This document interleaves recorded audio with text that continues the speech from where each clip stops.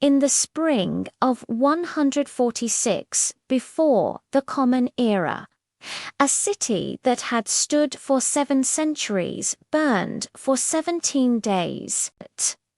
The flames consumed not merely buildings of stone and timber, but the accumulated dreams of a civilization that had once rivaled Rome itself.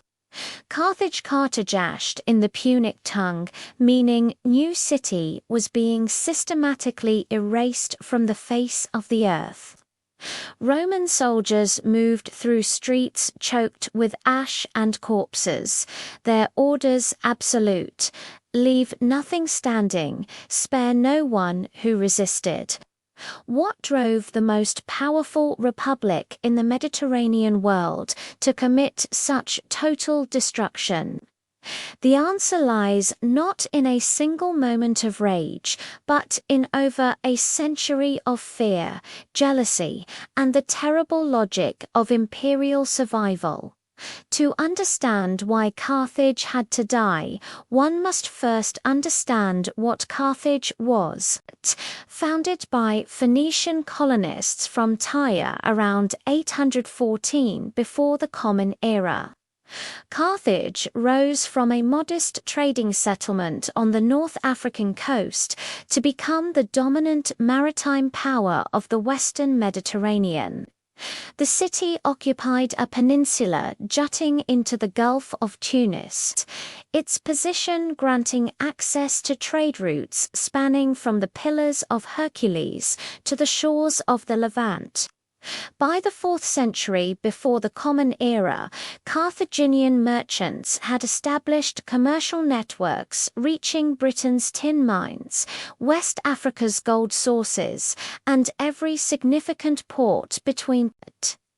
The wealth this commerce generated was staggering.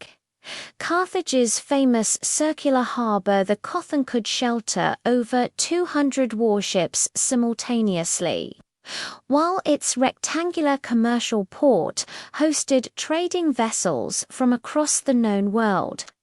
The city's population at its height approached 500,000 souls, making it one of the largest urban centres of antiquity. Massive walls over 30 feet high and reinforced with towers at regular intervals protected this treasure from envious neighbors. But Carthage was more than wealthy. It was culturally sophisticated, religiously complex, and politically innovative. The Carthaginians worshipped a pantheon headed by Baal Hammon and the goddess Tanit, whose singular triangle, surmounted by a circle and horizontal line, marked temples and tombstones throughout their territories. Their government, as described by the Greek philosopher Aristotle in his Politics, represented a mixed constitution balancing monarchical, aristocratic, and democratic elements through to annually elected Sophites, a powerful council of elders, and a popular assembly. This balanced system, Aristotle noted, had prevented the civil strife of Craig's Qart-Hadasht, prelestive corwal presentwid quent of so when we can colon when we and when so and when with the fodder and og and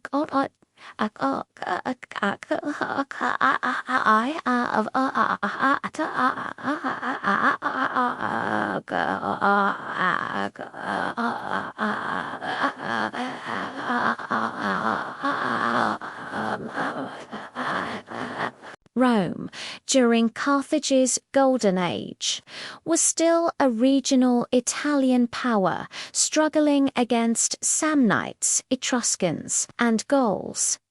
The two states had signed treaties of friendship and mutual recognition as early as 509 before the Common Era. For nearly 3 centuries, Romans and Carthaginians coexisted, their spheres of influence rarely overlapping. Rome dominated the Italian peninsula, Carthage controlled the sea lanes and established colonies across Sicily, Sardinia, the Balearic Islands, and the Iberian coast. The collision, when it came, was perhaps inevitable. Both powers were expansionist. Both claimed Sicily, that fertile island positioned like a stepping stone between Italy and Africa. And in 264 before the Common Era, a minor dispute over the Sicilian city of Messina ignited a conflagration that would burn intermittently for over a century. The First Punic War lasted 23 years and cost both sides enormously. Rome, which had possessed virtually no naval tradition, constructed fleets, lost them to storms and Carthaginian tactics, built more and ultimately prevailed through sheer determination and manpower reserves that Carthage could not match. The Peace of 241 stripped Carthage of Sicily and imposed crippling indemnities, humiliated but unbroken. The Carthaginians turned westward, rebuilding their power in Iberia under the brilliant Barcid family.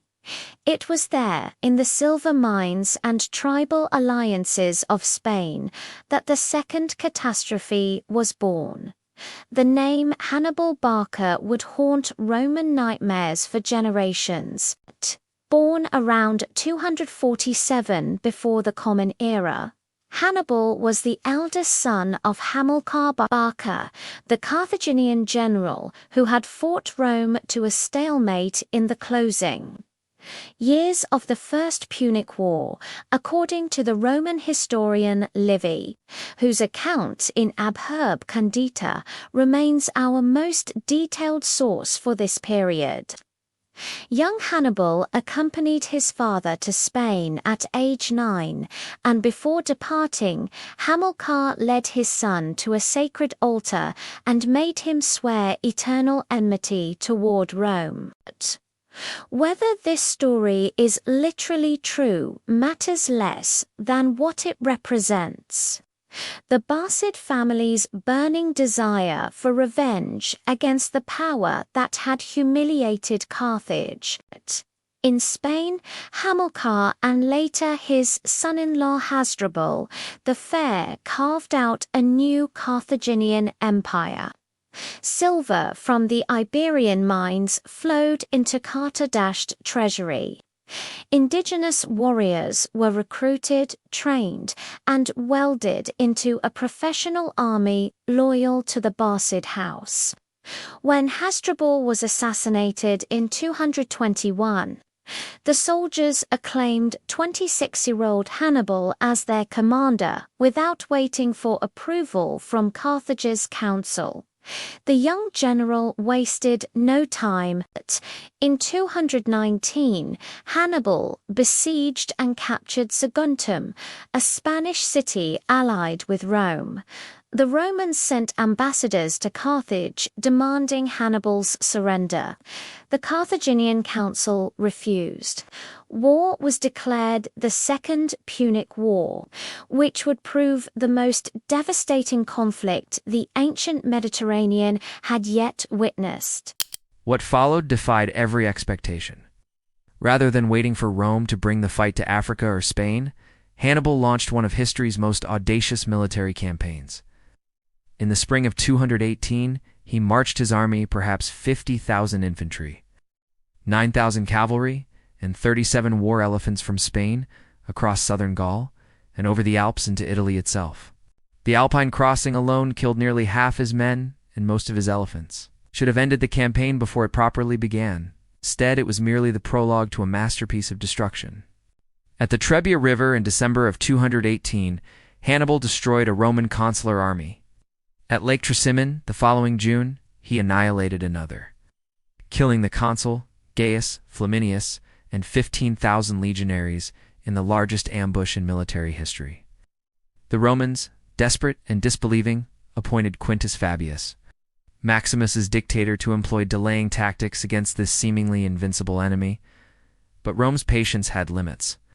In August of 216, at a place called Cannae in southeastern Italy, the largest Roman army ever assembled at legions, over 80,000 men met Hannibal's force of perhaps 50,000. The Roman commanders, the consuls, Lucius, Aemilius, Paulus, and Gaius Terentius Varro, were confident. Ow! They possessed numerical superiority and were fighting on Italian soil. By sunset, between 50 and 70,000 Romans lay dead. Cannae was not merely a defeat, it was a catastrophe without parallel in Roman experience. Hannibal's tactical genius, allowing his center to bend while his cavalry destroyed the Roman horsemen, then wheeled to attack the legions from behind, created a double envelopment that compressed the Roman army into a helpless mass and slaughtered them systematically over hours. Among the dead were 80 senators and both quaestors of that year's consular armies. Rome had suffered defeats before, but nothing like this. For the next 13 years, Hannibal remained in Italy, undefeated in the field, while Rome slowly, painfully, ground down his resources. The Romans refused to offer him the decisive battle he needed. They attacked his allies, recaptured defecting Italian cities one by one, and carried the war to Spain, and eventually to Africa itself. In 202, at Zama near Carthage, Publius Cornelius Scipio finally defeated Hannibal. The peace that followed stripped Carthage of its empire, its fleet, and its military independence. But Carthage itself survived. That survival would prove a 50-year death sentence. In the half-century following Zama, Carthage achieved something remarkable: recovery. Without its empire, without its military.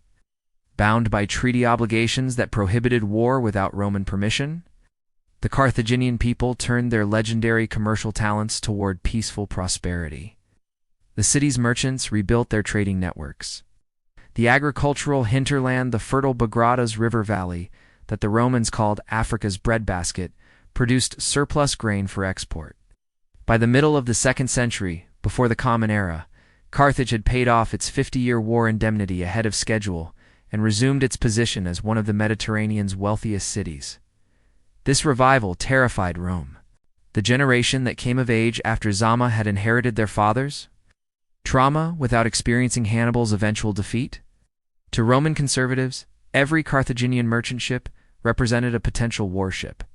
Every Carthaginian gold coin, potential mercenary wages. Every year of Carthaginian peace, another year the ancient enemy grew stronger. The memory of Cannae of 50,000 Roman dead in a single afternoon remained vivid in Roman political discourse, invoked whenever senators debated policy toward their former rival. No voice rang louder in this chorus of alarm than that of Marcus Porcius Cato, called Cato the Elder or Cato the Censor. Cato embodied traditional Roman virtues: austerity, discipline, suspicion of luxury, and foreign influence. He had fought against Hannibal as a young man at the Metaurus River in 207, where Hasdrubal Barca, Hannibal's brother, was killed and his army destroyed. For Cato, Carthage represented an existential threat that Roman mercy had foolishly allowed to survive. In 153, aged 80, Cato served on a diplomatic mission to Carthage and returned shaken by what he witnessed. The city was thriving, its population was growing, its granaries were full. From that moment until his death in 114-9, Cato ended every speech in the Roman Senate, regardless of the topic, under discussion with the same words: Ceterum censeo Carthaginam esse delendum. Furthermore, I consider that Carthage must be destroyed. The pretext for war came from Carthage's neighbor, the Numidian kingdom, under the aged but vigorous king Massinissa. A Roman ally, Massinissa, had spent decades encroaching on Carthaginian territory, secure in the knowledge that Carthage could not resist without Rome's permission, which Rome would never grant. When Carthage finally, in 151, raised an army to defend itself against yet another Numidian incursion, Rome declared the treaty violated. The Third Punic War had begun, though Carthage hardly knew it yet. The Carthaginians, recognizing their impossible position, immediately surrendered. They sent ambassadors to Rome, offering complete submission. The Senate demanded 300 noble children as hostages. Carthage complied. The Senate demanded the surrender of all weapons and armor. Carthage delivered 200,000 sets of armor, 2,000 catapults, and countless spears, swords, and javelins. Having disarmed themselves entirely, the Carthaginians awaited Roman terms for peace. The terms, when they came, were designed to be unacceptable. Rome demanded that Carthage be abandoned. The population must relocate at least 10 miles from the coast and establish a new settlement inland, permanently severing the Carthaginians from the sea that had been their lifeblood for 7 centuries. The city itself, temples, homes, harbors, walls, everything must be demolished. This was not a peace offer. It was a death sentence, disguised as mercy. The Carthaginian ambassadors returned home with this pronouncement. What followed was a transformation born of desperation. The Carthaginian assembly, facing certain destruction, whether they submitted or resisted, chose to resist. The gates were barred. Every workshop became an armory. Women cut their hair to braid into bowstrings. The entire population, men, women, children, slaves, worked day and night producing weapons from whatever materials remained. In 149, when Roman forces arrived expecting an undefended city, they found Carthage preparing for siege. The final war would last 3 years. Rome had expected weeks. The siege of Carthage exposed Roman overconfidence and Carthaginian resilience in equal measure. The Roman commanders of 149 and 149, the consuls, Manius, Manilius, and Lucius Marcius, Censorinus, later replaced by Lucius Calpurnius Piso, proved utterly unable to capture the city. Carthage's triple walls, even without their original garrison's weapons, provided formidable defense.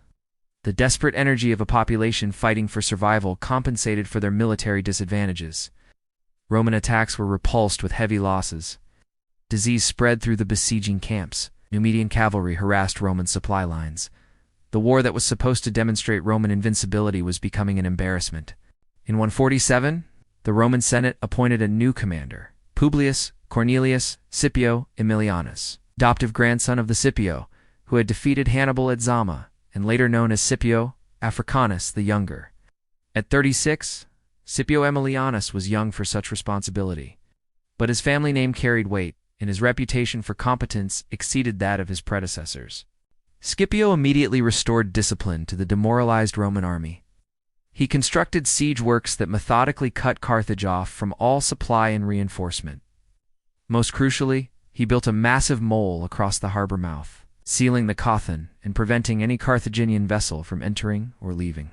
The Carthaginians, in response, secretly excavated a new channel from their inner harbor to the sea and constructed a fleet of 50 triremes from hidden reserves of timber.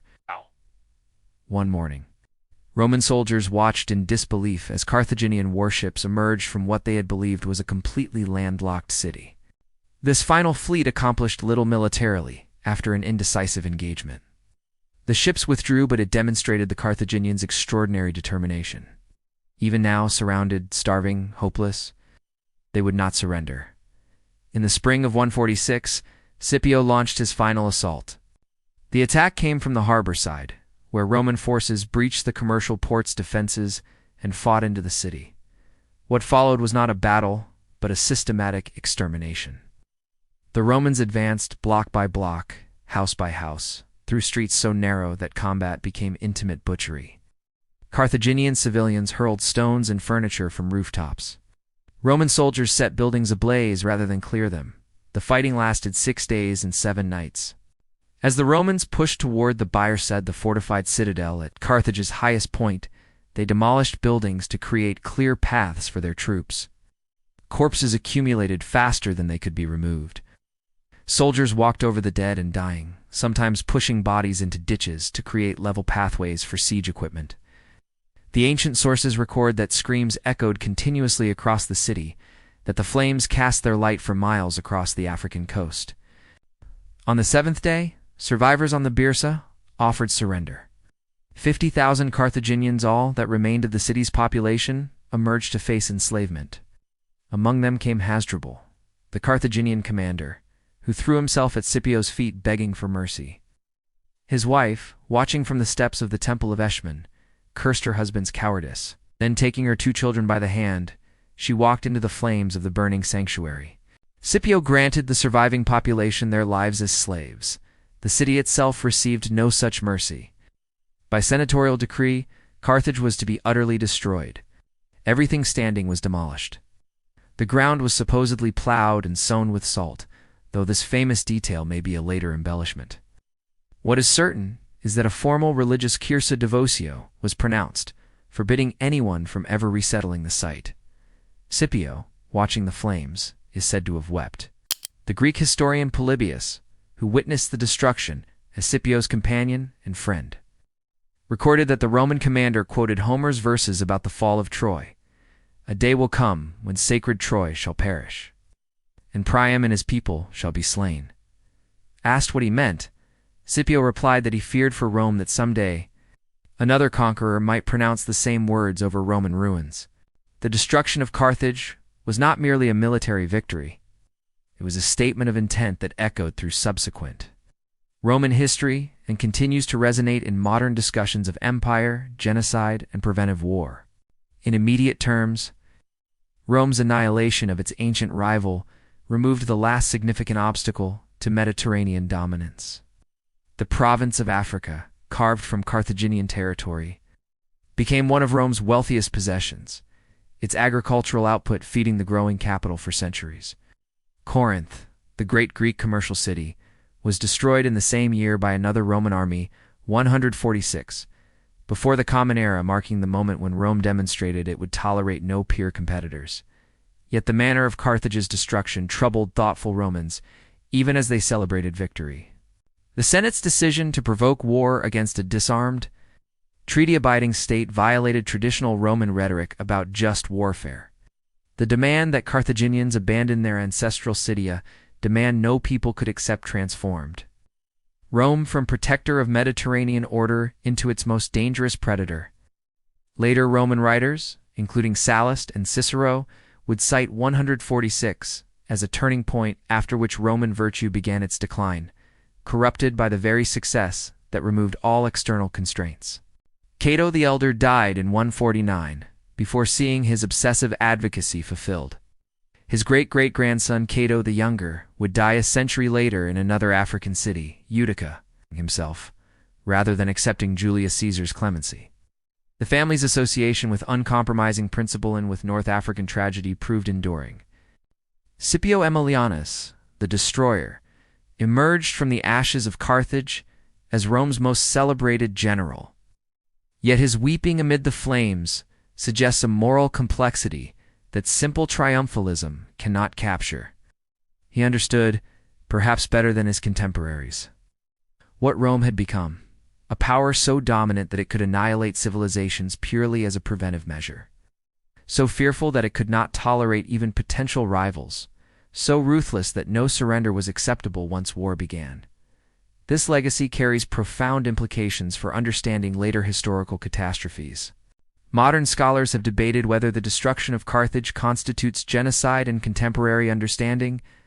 The term itself is anachronistic. It was coined in the 20th century, but the deliberate destruction of a people, their culture, their language, and their very habitation meets many modern definitions. The Punic language vanished. Only scattered inscriptions and personal names embedded in Latin texts preserve any trace. Carthaginian religion, literature, and history survive only through hostile Greek and Roman sources. The Carthaginian perspective on the Punic War is what they called them. How they understood their own defeat is lost forever. What remains is Rome's version, the narrative of necessary destruction, of existential threat requiring absolute solution, of an enemy so dangerous that mere defeat was insufficient. This narrative pattern recurs throughout history. The logic of delinda est, this must be destroyed, appears wherever empires confront rivals they cannot dominate through ordinary means. The rhetoric of existential threat, of enemies who cannot be trusted even when disarmed, of preventive annihilation as security policy, carries echoes of Cato's obsessive formula across centuries and civilizations. Julius Caesar would later refound Carthage as a Roman colony, ignoring the ancient curse. Augustus expanded the settlement, and by the imperial period, Roman Carthage became again one of the Mediterranean's great cities, as if the original population had never existed. This Roman Carthage produced St. Augustine, flourished for centuries, fell to Arab conquest in 698 of the Common Era. but Punic Carthage Qart-Hadasht, the new city founded by Phoenician colonists. The maritime empire that challenged Rome. The civilization that produced Hannibal. That Carthage died in the 17 days of fire and was never reborn. The Roman historian Tacitus, writing 2 centuries after the destruction, placed in the mouth of a British chieftain the most damning summary of Roman imperial policy. They make a desert and call it peace. He might have been describing Carthage. In the spring of 146 before the Common Era, Rome demonstrated that total victory was possible, and that the cost of such victory extends far beyond the burned cities and enslaved populations. The destruction of Carthage proved that civilizations could be erased, that commerce and culture offered no protection against military power, that fear and memory could motivate genocide as effectively as any immediate threat. Scipio wept because he understood what others celebrated, the precedent his army established that day. If Rome could destroy Carthage, then Rome or any successor power could destroy anything. The ashes of Qart-Hadasht carried a warning that every subsequent empire has struggled to heed. Some ruins speak louder than any monument.